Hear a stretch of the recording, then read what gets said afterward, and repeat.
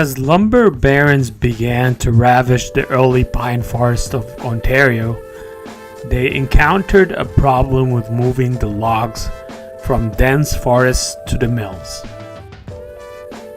Ontario's Canadian Shield, a territory of rugged hills, small lakes, and churning rivers, made such an operation a major challenge.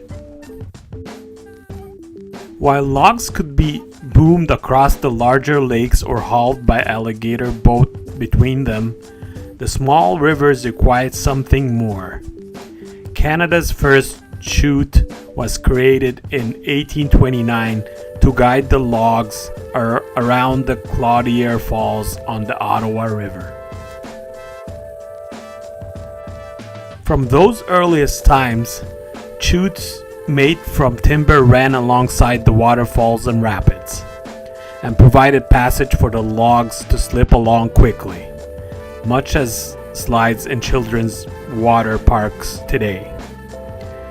However, erosion and riverbank stabilization have removed nearly all evidence of this era.